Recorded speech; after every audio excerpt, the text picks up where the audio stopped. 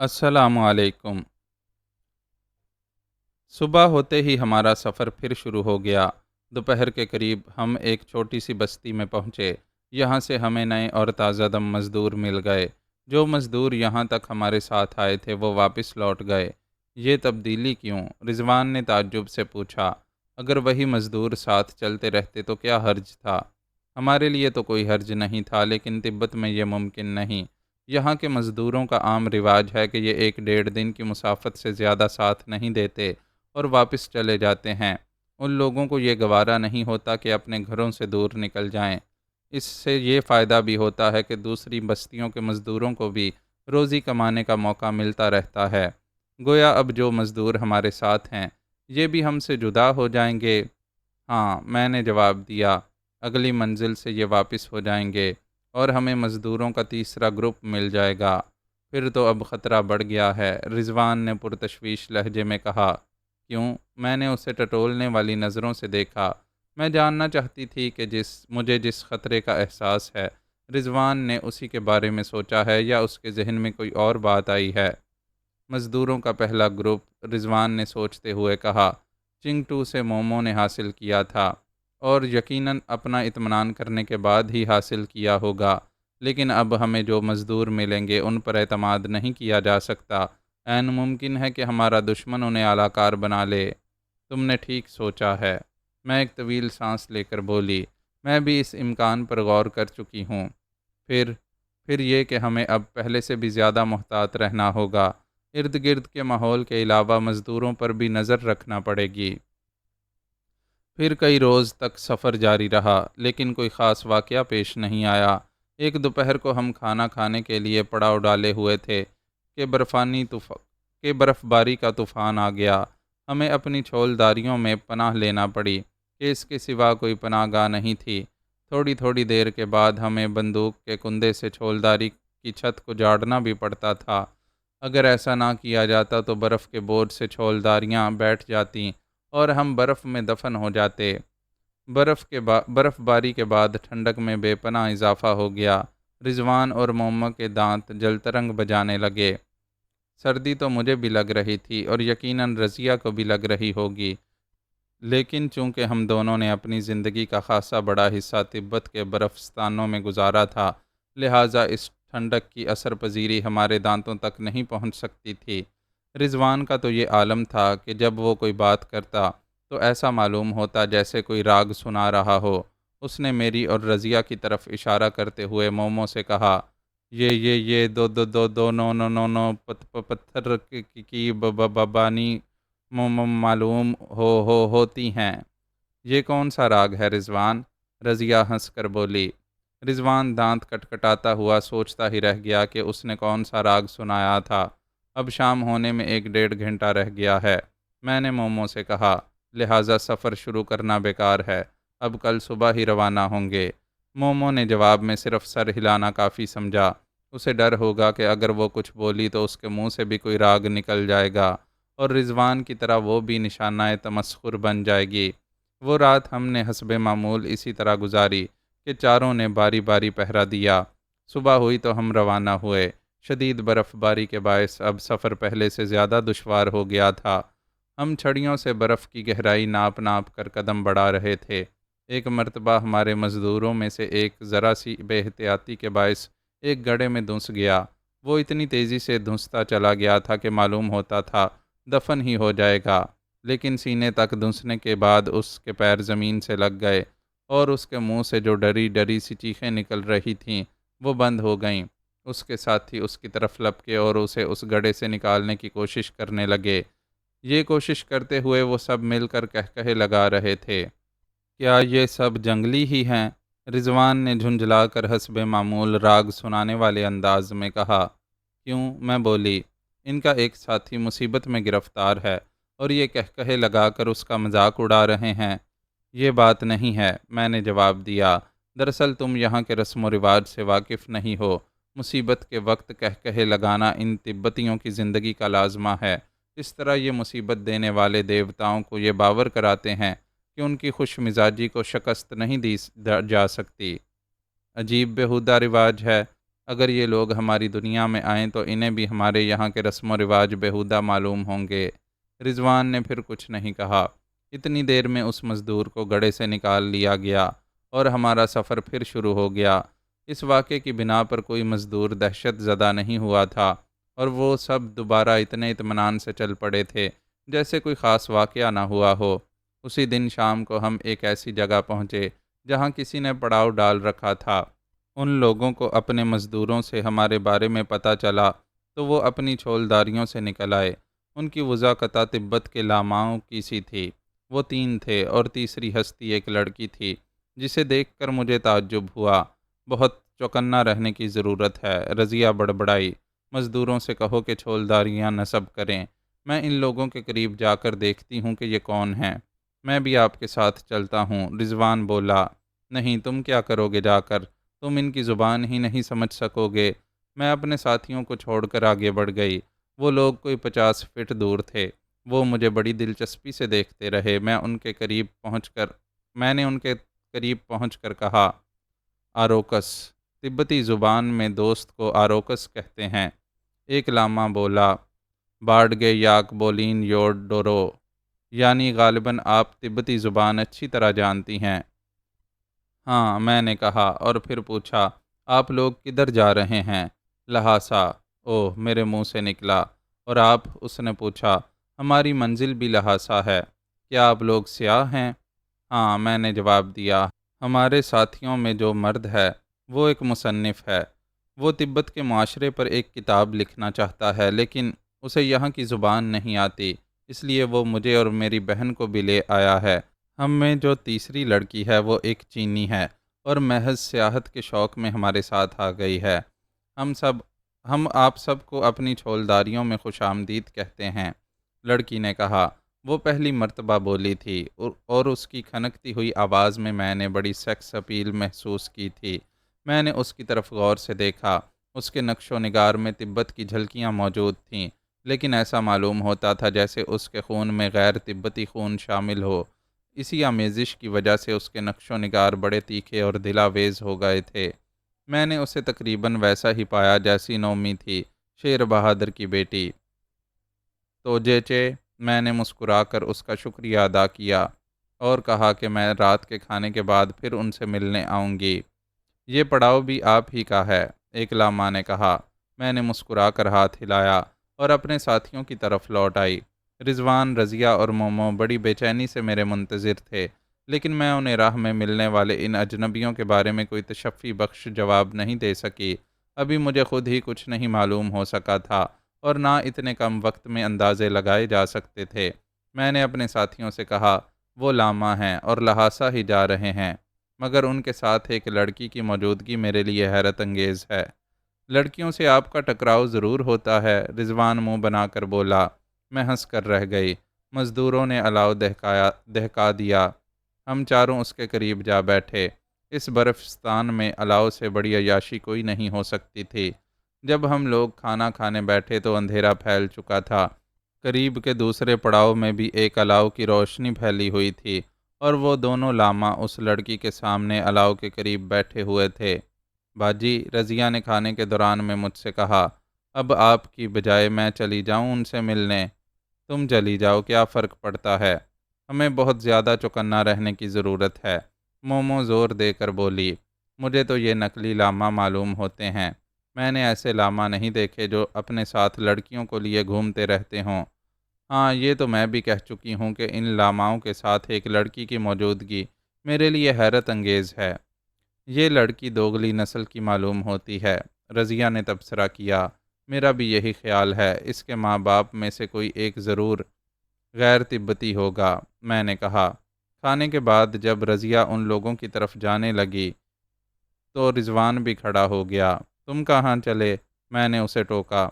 میں چھولداری میں جا رہا ہوں، بس اب پڑھ کر سو جاؤں گا۔ آج میری ڈیوٹی صبح 4 بجے سے 7 بجے تک ہے نا؟ ہاں، اور 1 بجے سے 4 بجے تک میری ڈیوٹی ہے۔ میں تمہیں جگا کر سوؤں گی۔ مجھے اور رضوان کو باتیں کرتا چھوڑ کر رضیہ لاماؤں کے پڑاؤ کی طرف چلی گئی تھی۔ اس کے بعد رضوان چھولداری میں چلا گیا۔ میں اور مومو الاؤ کے پاس بیٹھے رہے۔ میں نے مومو سے کہا، تم بھی کچھ دیر آرام کر لو، 10 بجے سے تمہاری ڈیوٹی ہے۔ میں 1 بجے ہی سوؤں گی، 6 گھنٹے کی نیند کافی ہوتی ہے، مومو نے جواب دیا اور پھر شرارت آمیز لہجے میں بولی، لاماؤں کے ساتھ جو لڑکی ہے وہ آپ کو پسند آئی یا نہیں؟ چہرہ تو اچھا ہے، میں نے ہنس کر کہا۔ تو پھر کیا خیال ہے، اس سے دوستی بڑھاؤں؟ اپنے لیے؟ آپ کے لیے، مومو ہنسی۔ میری فکر نہ کرو، مجھے تو وہ پسندیدگی کی نظر سے دیکھ چکی ہے، میں نگاہیں پہچانتی ہوں۔ یہ تو خیر مجھے بھی معلوم ہے کہ دنیا کی کوئی لڑکی آپ کو ناپسندیدہ نظروں سے نہیں دیکھ سکتی۔ یہ نہ کہو کراچی میں ایک لڑکی ہے جس کا جھکاؤ میری طرف کبھی نہیں ہو سکا، میں نے شبانہ کو یاد کرتے ہوئے کہا۔ تو پھر وہ لڑکی جمالیاتی حس سے محروم ہوگی، مومو نے بڑے یقین سے کہا۔ یہ بات نہیں، دراصل وہ نرگسیت کا شکار ہے، اسے اپنے سوا کوئی پسند نہیں آتا۔ کیا وہ اتنی ہی خوبصورت ہے؟ اگر میں کچھ کہوں گی تو تم حسد کا شکار ہو جاؤ گی، میں نے ہنس کر کہا اور پھر کنکھیوں سے لاماؤں کے پڑاؤ کی طرف دیکھنے لگی جہاں رضیہ ان لوگوں کے ساتھ الاؤ کے قریب بیٹھی ہوئی باتیں کر رہی تھی۔ رضیہ کی واپسی کوئی آدھے گھنٹے بعد ہوئی، اس نے آتے ہی کہا، میں ان لوگوں کے بارے میں خاصی معلومات حاصل کر کے لوٹی ہوں۔ وہ معلومات تم نے انہی لوگوں سے حاصل کی ہیں نا؟ ظاہر ہے، تو پھر یہ ضروری نہیں کہ وہ معلومات درست بھی ہوں۔ خیر بتاؤ کیا معلومات حاصل ہوئی ہیں؟ ان دونوں لاماؤں کا تعلق چکپوری کی درسگاہ سے ہے۔ درسگاہ کے بڑے لاما نے ان کو درسگاہ کے بڑے لاما نے ان کو چنگٹو بھیجا تھا کہ یہ سارا کو وہاں سے لے آئیں۔ اس لڑکی کا نام سارا اس لیے ہے کہ وہ عیسائی ہے، لیکن اس کا باپ تبتی ہی تھا۔ لاماؤں میں اسے ایک خاص حیثیت حاصل تھی، لیکن ادھیڑ عمری میں اسے شیطان نے بہکایا، اور جب وہ دلائی لاما کا ایک اہم پیغام لے کر بیرون ملک گیا ہوا تھا تو ایک امریکن عورت سے عشق کر بیٹھا۔ امریکن عورت بھی اس کی روحانی طاقت سے متاثر ہو کر اسے پسند کرنے لگی اور ان دونوں کی شادی ہو گئی۔ اسی شادی کا نتیجہ سارا ہے۔ شادی کے سال بھر بعد جب سر سے عشق کا بھوت اترا تو سارا کے باپ کو اپنی حماقت کا احساس ہوا۔ ایک عورت کے حسن و جمال نے اس کی ساری زندگی کی عبادت و ریاضت پر پانی پھیر دیا تھا، لیکن اب مداوا ہونے کی کوئی صورت نہیں تھی۔ وہ اس غم میں بیمار رہنے لگا، لیکن اس سے پہلے اس کی بیوی 3 سالہ سارا کو چھوڑ کر دنیا سے چل بسی۔ اس کے مرنے کے بعد سارا کا باپ اپنے وطن واپس آ سکتا تھا، لیکن شرمندگی نے ہمیشہ اس کے قدم روکے۔ سارا کی پرورش اس کی بوڑھی نانی نے کی تھی، اس لیے سارا فطری طور پر عیسائی مذہب کی طرف متوجہ رہی۔ جب سارا جوان ہو گئی تو اس کی بوڑھی نانی کا بھی انتقال ہو گیا۔ اس کی موت کے بعد سارا کے باپ نے اپنی بیٹی کو بدھ مت کی طرف راغب کرنے کی کوشش کی۔ وہ اپنی ان کوششوں میں پوری طرح کامیاب نہ ہو سکا، لیکن اتنا ضرور ہوا کہ سارا کے دل میں اپنے باپ کا وطن دیکھنے کی خواہش پیدا ہو گئی۔ اس نے اپنے باپ کو مجبور کیا کہ وہ لہاسا چلے۔ وہ شرمندگی کے باعث لہاسا کا رخ نہیں کرنا چاہتا تھا، لیکن بیٹی کے اصرار سے آمادہ ہو گیا۔ لیکن جب وہ دونوں چنگٹو پہنچے تو باپ کی طبیعت بہت زیادہ خراب ہو گئی۔ اس عالم میں وہ لہاسا تک کا دشوار گزار سفر طے نہیں کر سکتا تھا، اور اس کے دل میں یہ خدشہ بھی پیدا ہو چکا تھا کہ یہ بیماری اس کی جان لے کر ہی رہے گی۔ وہ مرنے سے پہلے اپنی بیٹی کو اپنے وطن میں اپنے عزیزوں کے پاس پہنچا دینا چاہتا تھا۔ چنانچہ اس نے اپنے ایک قدیم اور وفادار ملازم کو خط دے کر چکپوری کی درسگاہ کے بڑے لاما کے پاس بھیجا۔ یہ سارے واقعات سنتے ہوئے مومو کے چہرے پر کچھ عجیب سے تاثرات ابھر آئے تھے۔ وہ یک بہ یک بول اٹھی، یہ تو کسی دلچسپ ناول کا پلاٹ معلوم ہو رہا ہے۔ جو کچھ میں نے سنا وہ منتقل کر رہی ہوں، اب یہ کسی ناول کا پلاٹ ہو یا کچھ اور۔ رضیہ نے کہا۔ مومو تم چپ رہو، پہلے پوری کہانی سن لو۔ مجھے بولنا پڑا۔ سناؤ بھائی، مومو نے ٹھنڈی سانس لے کر کہا، لیکن مجھے اس پر یقین تو نہیں آئے گا۔ رضیہ نے اس کے تبصرے پر دھیان نہیں دیا اور بولی، سارا کے باپ نے اس خط میں اپنے گناہوں سے توبہ کی تھی اور بڑے لاما سے معافی کا خواستگار ہوا تھا۔ اس نے خط میں اپنی شادی کے بعد سے اب تک کے حالات بھی رقم کر دیے تھے اور درخواست کی تھی کہ 2 آدمی چنگٹو بھیج دیے جائیں تاکہ وہ اس کی بیٹی کو لہاسا لے جا سکیں۔ چکپوری کی درسگاہ کا بڑا لاما اس خط میں لکھے ہوئے فکروں کے گداز سے بہت متاثر ہوا اور اس نے درسگاہ کے 2 لاماؤں کو چنگٹو بھیج دیا۔ مومو پھر بول پڑی، اور جب وہ دونوں لاما چنگٹو پہنچے تو سارا کا باپ مر چکا تھا۔ نہیں، رضیہ نے کہا، خود سارہ کا بیان یہ ہے کہ اس کا باپ لاماؤں کی آمد کے 2 دن بعد مرا تھا، اور مرنے سے 2 دن قبل اس نے سارہ کو تاکید کر دی تھی کہ وہ ان لاماؤں کے ساتھ لہٰذا چلی جائے۔ خود سارہ بھی اپنے باپ کے عزیزوں میں پہنچنے کی خواہش مند تھی، کیونکہ اس کے ننہالی عزیزوں میں سے کوئی بھی زندہ نہیں تھا۔ اگر وہ لہٰذا نہ جانا چاہتی تو اسے دنیا میں بالکل تنہا زندگی گزارنا پڑتی۔ باپ کی موت کے بعد اس نے 1 ہفتہ تو سوگ میں گزارا، اور پھر دونوں لاماؤں کے ساتھ لہٰذا کی طرف چل پڑی، اور بدستور چل رہی ہے۔ مومو نے لقمہ دیا، اور چلتی رہے گی۔ رضیہ نے جیسے چڑ کر کہا، آخر تم اس طرح مذاق کیوں اڑا رہی ہو، جیسے یہ کہانی خود میں نے گھڑ کر سنائی ہو؟ مجھے تمہارا انداز بڑا مضحکہ خیز معلوم ہو رہا ہے۔ تم نے یہ کہانی اتنی سنجیدگی سے سنائی ہے جیسے تمہیں اس کے ایک ایک لفظ پر یقین ہو۔ نہ یقین کرنے کا بھی کوئی جواز نہیں ہے، رضیہ نے جھنجھلا کر کہا۔ رضیہ ٹھیک کہہ رہی ہے مومو، مجھے دخل اندازی کرنا پڑی۔ جب تک کوئی ثبوت نہ ہو کسی بات کو کیسے رد کیا جا سکتا ہے؟ یعنی آپ بھی اس خرافات پر یقین کر رہی ہیں؟ مجھے تو یہ کوئی بہت زیادہ عجیب کہانی نہیں معلوم ہوئی۔ میں نے دنیا میں اس سے کہیں زیادہ عجیب و غریب واقعات دیکھے ہیں۔ اچھی بات ہے، آپ دیکھ لیجئے گا کہ میرا ہی اندازہ درست ثابت ہوگا۔ میں کب کہہ رہی ہوں کہ تمہارا اندازہ درست نہیں ثابت ہو سکتا؟ میرا کہنا تو یہ ہے کہ ثبوت کے بغیر کسی بات کو رد کیا جا سکتا ہے، نہ قبول کیا جا سکتا ہے۔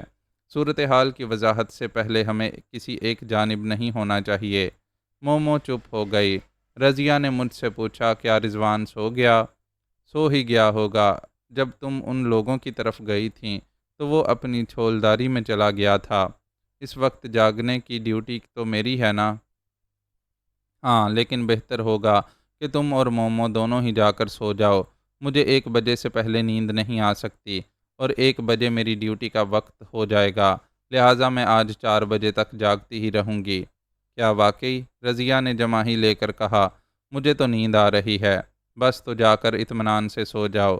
اب تو مجھے بھی نیند آنے لگی ہے، مومو بولی۔ تم بھی سو جاؤ، میں نے ہنس کر کہا، فی الحال میں بھی اپنی چھولداری میں چلی جاتی ہوں۔ جب الاؤ ٹھنڈا پڑ جائے گا تبھی باہر نکلوں گی، تاکہ ہمارا پڑوسی گروپ مجھے پہرا دیتے ہوئے نہ دیکھ سکے۔ مومو، رضیہ اور میں چھولداریوں کی طرف بڑھے۔ تھکے ماندے مزدور اس وقت تک سو چکے تھے۔ میں نے اپنی چھولداری میں داخل ہو کر اپنا بستر در کے قریب گھسیٹ لیا، اور اس پر لیٹ کر باہر کا جائزہ لیتی رہی۔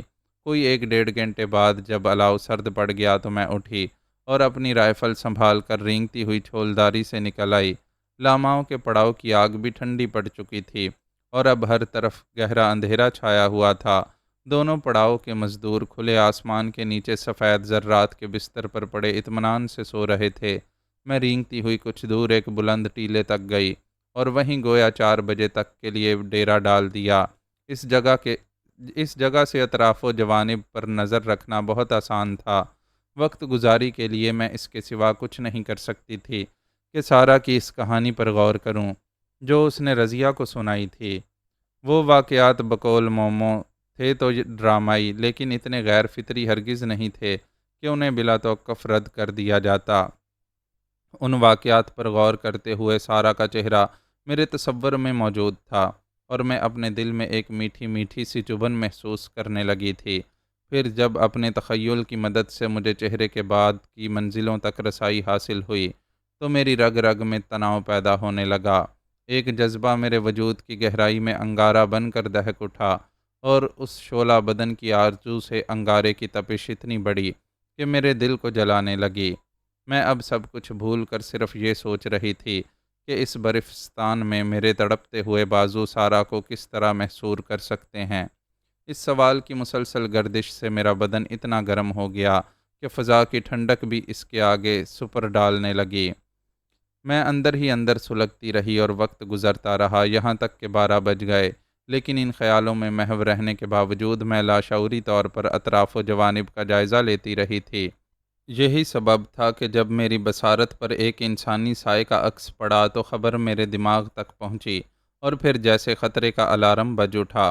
میں چونک پڑی، تمام خیالات میرے دماغ سے نکل گئے، اور میں اس سائے کی طرف دیکھنے لگی جو بہت احتیاط سے چلتا ہوا میری چھولداری کے در تک پہنچ چکا تھا۔ سائے کے رخ سے میں یہ اندازہ کر چکی تھی کہ وہ لاماؤں کے پڑاؤ کی طرف سے آیا تھا۔ میں نے اسے اپنی چھولداری میں داخل ہوتے دیکھا تو فوراً حرکت میں آ گئی اور اتنی تیزی سے رینگتی ہوئی چھولداری تک پہنچی کہ اگر کوئی مجھے دیکھنے والا ہوتا تو وہ اپنی آنکھوں کی بے اعتباری پر اعتبار لے آتا۔ میری رفتار کسی برق انداز سانپ کی سی تھی۔ میں بلا توقف چھولداری میں داخل ہوئی اور ٹارچ روشن کرتے ہوئے اپنی رائفل کا رخ اس ہستی کی طرف کر دیا جو بظاہر خطرناک ارادے سے میری چھولداری میں داخل ہوئی تھی۔ ٹارچ کی روشنی کا ادراک ہوتے ہی وہ تیزی سے میری طرف مڑی اور اس کا چہرہ دیکھ کر میں نے ایک لمبا سانس لیا۔ وہ سارا تھی۔ ٹارچ بجھا دیجیے۔ اس کی آواز میں خفیف سی لرزش تھی۔ کیوں؟ میں نے بے اختیار پوچھا اور ٹارچ نہیں بجھائی۔ میں خطرہ مول لے کر آپ کی چھولداری میں آئی ہوں اور میں نہیں چاہتی کہ کسی کو ہماری اس ملاقات کا حال معلوم ہو۔ ہم اندھیرے میں بھی گفتگو کر سکتے ہیں۔ مجھے نہیں معلوم کہ تم کس ارادے سے میری چھولداری میں آئی ہو۔ میں تمہاری طرف سے خطرہ محسوس کر رہی ہوں۔ اگر تم نے اندھیرے میں اچانک وار کر دیا تو مجھے پتہ بھی نہیں چل سکے گا۔ میرے پاس کوئی ہتھیار نہیں ہے۔ میں کیسے یقین کر لوں؟ آپ جلدی سے میری تلاشی لے کر اپنا اطمینان کر لیجئے تاکہ اندھیرا کیا جا سکے۔ وہ مضطربانہ انداز میں بولی۔ میں نے بہت غور سے اس کے چہرے کی طرف دیکھا۔ مجھے محسوس ہوا تھا کہ وہ جھوٹ نہیں بول رہی ہے اور میرا دل مجھے مجبور کر رہا تھا کہ میں اس پر اعتبار کر لوں۔ میری واحد کمزوری شاید یہی ہے کہ میں خوبصورت لڑکیوں پر اعتبار کر لیتی ہوں اور کبھی کبھی مجھے اپنی اس غلطی کا خمیازہ بھی بھگتنا پڑ رہا ہے۔ میں نے ٹارچ بجھا دی اور بھرائی ہوئی آواز میں بولی، میں اندھیرا کر کے بھی تمہاری تلاشی لے سکتی ہوں۔ دراصل بات صرف یہ تھی کہ مجھے اس کی بات پر اعتبار تو آ گیا تھا، لیکن چھولداری کی تنہائی میں اسے اپنے سامنے دیکھ کر میں بے قابو ہوئی جا رہی تھی۔ میں تلاشی لینے کے بہانے سے صرف لمس کو واسطہ بنا کر اس کے بدن کا طلسم اپنے اوپر آشکار کرنا چاہتی تھی۔ میری بات سن کر وہ دھیرے سے ہنسی اور بولی، میں جانتی ہوں۔ کیا جانتی ہو؟ میں چونک کر بولی، یہی کہ آپ میری تلاشی کیوں لینا چاہتی ہیں۔ خیر مجھے اس پر بھی کوئی اعتراض نہیں ہے۔ آپ مجھے اتنی اچھی لگی ہیں کہ میں آپ کو اس کی بھی اجازت دے سکتی ہوں۔ اس کی ان باتوں نے ظاہر کر دیا کہ وہ میرے جذبات و احساسات سے کلی طور پر باخبر تھی۔ میں کچھ خجل ہو گئی کہ اس نے میری ہیلا جوئی پکڑ لی تھی۔ آئیے، وہ پھر بولی، میری تلاشی لے لیجئے۔ نہیں، پھر کبھی صحیح، میں نے ہنس کر کہا اور آگے بڑھ کر اس کے قریب پہنچ گئی۔ پھر اس کے کندھوں پر ہاتھ رکھتی ہوئی بولی، اب بتاؤ کہ تم اپنے ساتھیوں سے چھپ کر مجھ سے ملنے کیوں آئی ہو؟ میں آپ کو ایک خطرے سے آگاہ کرنے آئی ہوں۔ کیسا خطرہ؟ میرے ساتھی آپ لوگوں کی دعوت کرنا چاہتے ہیں۔ وہ اس سلسلے میں بے حد اصرار کریں گے، لیکن آپ ان کی بات ہرگز نہ مانیے گا۔ وہ لوگ آپ کو کھانے میں زہر دے دینا چاہتے ہیں۔ کیوں؟ میں نے حیرت سے کہا۔ میں اس وقت زیادہ تفصیلات میں نہیں جانا چاہتی۔ مجھے جلد از جلد اپنی چھولداری میں لوٹ جانا چاہیے۔ کہیں ایسا نہ ہو کہ وہ میری عدم موجودگی سے باخبر ہو جائیں۔ آپ سے تفصیلی گفتگو کے لیے میں کوئی مناسب موقع تلاش کروں گی۔ اب میں جاتی ہوں۔ تم اپنے ساتھیوں کی مخالف کیوں ہو گئی ہو؟ وہ میرے ساتھی نہیں ہیں۔ کیا مطلب؟ میں یہ کہانی آپ کو پھر کبھی مناسب موقع پر سناؤں گی۔ اب آپ مجھے جانے دیجیے۔ اس کا اضطراب بڑھتا جا رہا تھا۔ تو میں تمہیں اتنی اچھی لگی ہوں کہ تم مجھے خطرے سے آگاہ کرنے چلی آئیں؟ میں نے جذبات سے کانپتی ہوئی آواز میں کہا اور اس کے کندھوں پر میری گرفت مضبوط ہو گئی۔ ہاں، وہ بولی، آپ مجھے بہت اچھی لگی ہیں۔ سچ؟ میری آواز سرگوشی میں تبدیل ہو گئی۔ ہاں، میں نے اسے اپنے قریب کر لیا اور اپنے ہونٹوں کی جلن اس کے ہونٹوں پر منتقل کر دی۔ اب میں چلتی ہوں، وہ مجھ سے جدا ہوتی ہوئی بولی۔ کل صبح روانگی کے وقت کوشش کیجیے گا کہ دونوں قافلے ایک دوسرے سے گھل مل جائیں۔ اس طرح مجھے آپ سے تفصیلی گفتگو کرنے کا موقع مل سکے گا۔ میں نے زبان سے اثباتی جواب دینے کے بجائے اس کے گال پر ہلکی سی تھپکی دی اور وہ چھولداری سے نکل گئی۔ میں در پر کھڑی اسے جاتے ہوئے دیکھتی رہی۔ اس کے گرم ہونٹوں کی لطافت میں اب تک اپنے ہونٹوں پر محسوس کر رہی تھی اور میرا بدن پہلے سے زیادہ گرم ہو چکا تھا۔ سارا اب مجھے اور زیادہ اچھی لگنے لگی تھی، لیکن اس کی شخصیت نے مجھے ایک الجھاوے میں گرفتار کر دیا تھا۔ وہ جو باتیں کر کے گئی تھی ان کا پس منظر سمجھنا ممکن نہیں تھا۔ وہ مجھے لاماؤں کے خطرناک ارادے سے باخبر کر گئی تھی، اور اس نے یہ عجیب و غریب انکشاف کیا تھا کہ وہ اس کے ساتھی نہیں تھے۔ وہ ان کے ساتھ سرگرم سفر تھی، مگر انہیں اپنا ساتھی تسلیم نہیں کر رہی تھی۔ آخر اس کا مطلب کیا تھا؟ 4 بجے تک میرا ذہن الجھتا رہا، اور پھر میں رضوان کو پہرہ داری کے لیے جگا کر سو گئی۔ صبح جب سب لوگ اٹھ گئے اور ناشتہ کرنے بیٹھے تو میں نے ان پر یہ سنسنی خیز انکشاف کیا کہ رات کو سارا اپنے ساتھیوں سے چھپ کر مجھ سے ملنے آئی تھی۔ یہ کس وقت کی بات ہے؟ رضوان میرے مزید بولنے کا انتظار نہ کر سکا اور سوال کر بیٹھا۔ میں نے رات کی ساری باتیں بیان کر ڈالیں، مگر اس لطیف پہلو کو چھپا گئی جس کا تعلق صرف میری اور سارا کی ذات سے تھا۔ رضیہ، رضوان اور مومو نے اس واقعے کو تبصروں کا نشانہ بنا لیا، لیکن میں قیاس کے گھوڑے دوڑا کر اپنے ذہن کو تھکانے کی بجائے یہ سوچ رہی تھی کہ آج کسی نہ کسی طرح سارا سے تفصیلی گفتگو کرنے کا موقع ڈھونڈنا ضروری ہے، اور اسی گفتگو سے یہ الجھاوے ختم ہو سکیں گے۔ جب ہمارے مزدور چھولداریاں اکھاڑ اکھاڑ کر یاکوں پر بار کر رہے تھے تو میں نے ایک لاما کو اپنی طرف آتے دیکھا اور پوری طرح اس کی طرف متوجہ ہو گئی۔ وہ قریب آیا اور دو ایک رسمی جملوں کے بعد بولا، جب ہماری منزل ایک ہے تو کیوں نہ ساتھ ساتھ چلیں؟ ہمیں کیا اعتراض ہو سکتا ہے؟ میں نے مسکرا کر کہا۔ میں دل میں بھی خوش تھی کہ گھلنے ملنے کا موقع خود دشمن ہی نے فراہم کر دیا تھا۔ جب دونوں قافلے روانہ ہوئے تو ایک قافلہ بن گئے۔ جب اس طرح روانگی عمل میں آئی تو ایک دوسرے سے گفتگو کرنے کا موقع مل گیا۔ رضیہ اور مومو دونوں لاماؤں سے بدھ مت پر گفتگو کرنے لگے۔ انہیں ایسا کرنے کی ہدایت میں نے ہی دی تھی تاکہ مجھے سارا سے گفتگو کرنے کا موقع مل سکے۔ میں اپنے خچر کی رفتار کو بتدریج کم کرتی چلی گئی تاکہ ان سب سے پیچھے رہ جاؤں۔ میری اس حرکت کو سارا نے بھی تاڑ لیا، اور وہ بھی اپنے خچر کی رفتار کو کم کرتی رہی۔ آخر ہم دونوں دوسرے لوگوں سے اتنے پیچھے ہو گئے کہ اب ان کی آوازیں ہمارے کانوں تک نہیں پہنچ سکتی تھیں۔ آپ مجھ سے باتیں کرنے کے لیے بہت بے چین ہیں، وہ مسکرا کر بولی۔ ہاں، رات کو تم مجھے ایک شدید الجھن میں مبتلا کر گئی تھیں۔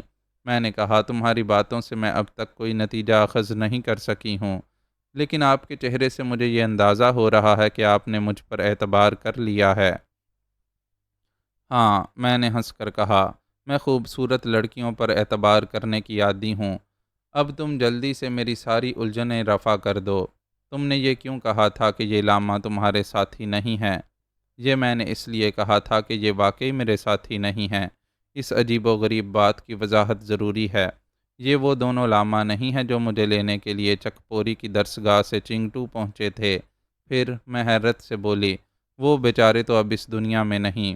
سارا نے ٹھنڈی سانس لے کر کہا، پرسوں رات کو ہمارے پڑاؤ پر راہزنوں نے حملہ کیا تھا، اور وہ دونوں ان راہزنوں کے ہاتھوں ہلاک ہو گئے تھے۔ وہ ہمارے پڑاؤ کو لوٹ کر چلتے بنے، لیکن میں نے ایک جگہ چھپ کر ان سے جان بچا لی تھی۔ جب وہ چلے گئے تو میں نے خود کو اس سرد ویرانے میں تنہا پایا۔ بے کسی کے شدید احساس سے میں رو پڑی۔ میری سمجھ میں نہیں آ رہا تھا کہ میں کیا کروں۔ اس وقت ان دونوں لاماؤں کو میں نے اپنی طرف آتے دیکھا تو مجھے یوں محسوس ہوا جیسے خدا نے میری مدد کے لیے فرشتوں کو بھیج دیا ہو، لیکن جب وہ بالکل قریب آ گئے تو میں نے ان کے وجود میں چھپے ہوئے شیطانوں کو پہچان لیا۔ کیسے پہچان لیا؟ میں تعجب سے بولی۔ یہ میں آپ کو بعد میں بتاؤں گی، پہلے اس بات کی وضاحت کر دوں کہ یہ دونوں لاما میرے ساتھی کیوں نہیں ہیں، سارا نے کہا۔ تو میں بتا رہی تھی کہ وہ دونوں میرے قریب آئے۔ انہوں نے مجھ سے ہمدردانہ باتیں کی اور مجھ سے پوچھنے لگے کہ مجھ پر کیا بپتا پڑی ہے۔ میں نے ان پر یہ ظاہر کرنا مناسب نہیں سمجھا کہ میں ان کی شیطانیت سے آگاہ ہو چکی ہوں۔ میں نے بکم و کاست اپنی رویداد انہیں سنا دی۔ سب کچھ سن لینے کے بعد انہوں نے مجھ سے اور زیادہ ہمدردانہ باتیں کیں اور کہا کہ اتفاق سے وہ لہاسا ہی جا رہے ہیں، اس لیے مجھے میرے عزیزوں تک پہنچا دیں گے۔ میں نے ظاہر کیا کہ مجھے ان کے خلوص پر یقین آ گیا ہے۔ حالات ایسے تھے کہ میں ان سے برگشتگی کا اظہار نہیں کر سکتی تھی۔ میں نے سوچا کہ ان سے نجات حاصل کرنے کے لیے مجھے کسی مناسب موقع کا انتظار کرنا چاہیے۔ اس کے علاوہ میں یہ بھی جاننا چاہتی تھی کہ وہ لوگ مجھے اعلیٰ کار بنا کر جس عورت کو نقصان پہنچانا چاہتے ہیں وہ عورت کون ہے؟ تم بڑی عجیب و غریب باتیں کر رہی ہو، میں نے الجھ کر کہا۔ آخر تمہیں ان کے دل کی باتیں کیسے معلوم ہو گئیں؟ میں آپ کے دل کی ہر بات بھی بتا سکتی ہوں، وہ مسکرائی۔ یہ کیسے ممکن ہے؟ میں حیرت سے بولی۔ میری حد تک تو یہ ممکن ہے، وہ بولی۔ میں وہ سب کچھ دیکھ سکتی ہوں جو ایک عام انسانی آنکھ نہیں دیکھ سکتی۔ دنیا کی سب سے طاقتور دوربین سے بھی ان چیزوں کو نہیں دیکھا جا سکتا جن کو میں اپنے ہاتھ کی لکیروں کی طرح وضاحت سے دیکھ سکتی ہوں۔ مجھے بتائیے، کیا آپ انسان کا پرتو دیکھ سکتی ہیں؟ نہیں، میرے منہ سے بے اختیار نکل گیا اور میں اپنے آپ کو بیوقوف سا محسوس کرنے لگی۔ سارا مسکرائی اور بولی، میں وہ بھی دیکھ سکتی ہوں، انسان کا باطن۔ میں اس طرح دیکھ سکتی ہوں جیسے آپ کوئی ٹھوس چیز دیکھ سکتی ہیں۔ مگر کیسے؟ میں الجھی ہوئی نظروں سے اس کی طرف دیکھتی رہی۔ اب سارا کچھ سنجیدہ نظر آنے لگی۔ اس نے قدرے توقف سے کہنا شروع کیا، میرے والد بدھ مت کے بہت بڑے عالم تھے۔ انہوں نے مجھے عیسائی مذہب سے ہٹانے کی کوشش تو نہیں کی، لیکن میری ماں کے مرنے کے بعد انہیں اس کا موقع ضرور مل گیا کہ وہ بذات خود مجھے تعلیم دے سکیں اور میری تربیت کر سکیں۔ انہوں نے مجھے بدھ مت سے پوری طرح آگاہ کیا اور سال ہا سال تک مجھے روحانی درس دیتے رہے۔ وہ عجیب و غریب روحانی تعلیمات ایسی تھیں کہ میں نے ان میں بہت زیادہ دلچسپی لی، اور 10 سال بعد میرے والد نے بڑی سرخوشی کے عالم میں مجھ سے کہا کہ میں نے ان سے جو کچھ حاصل کیا ہے اسے حاصل کرنے میں خود انہیں 20 سال لگ گئے تھے۔ انہوں نے مجھے اس قابل بھی گردانا کہ اب میری روحانی آنکھ کھولی جا سکتی ہے، اور اس بات کا احتمال نہیں تھا کہ میں اپنی اس طاقت کے نشے میں خلق خدا کو نقصان پہنچانے لگوں۔ سارا کی زبان پر روحانی آنکھ کا ذکر آیا تو مجھے وہ روایت یاد آ گئی جو میں نے چند سال پہلے اس زمانے میں سنی تھی، جب میں نے اپنے والد کے ساتھ ایک طویل عرصہ تبت ہی میں گزارا تھا۔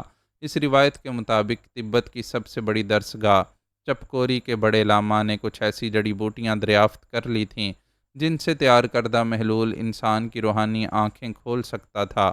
اس کی عمل صورت یہ بتائی جاتی تھی کہ لکڑی کی ایک سخت کیل کو اس محلول میں 2 دن تک بھگونے کے بعد ماتھے میں ٹھونک دینے سے دماغ کے اگلے حصے کے غدود کو تحریک مل جاتی ہے اور انسان وہ سب کچھ دیکھنے پر قادر ہو جاتا ہے جو کوئی عام انسانی آنکھ نہیں دیکھ سکتی، لیکن یہ عمل کسی ایسے انسان کے ساتھ کیا جا سکتا ہے جس کی روحانی تعلیم اکمل ہو جائے اور یہ اندیشہ نہ رہے کہ وہ اپنی اس طاقت سے لوگوں کو نقصان پہنچائے گا۔ جب میں نے یہ روایت سنی تھی تو اسے اسی قسم کی روایات میں سے ایک جانا تھا جو اکثر مذاہب میں شہرت پا جاتی ہیں، مگر ان کی کوئی بنیاد نہیں ہوتی اور لوگ محض عقیدے کے جوش میں اس پر یقین کر لیتے ہیں۔ لیکن آج میرے سامنے کھڑی ہوئی ایک لڑکی یہ دعویٰ کر رہی تھی کہ وہ اس حیرت انگیز عمل سے گزر چکی ہے اور سب کچھ دیکھنے پر قادر ہے۔ اچانک سارا نے مسکرا کر کہا، آپ کو اس وقت جو روایت یاد آ رہی ہے وہ 100% حقیقت پر مبنی ہے۔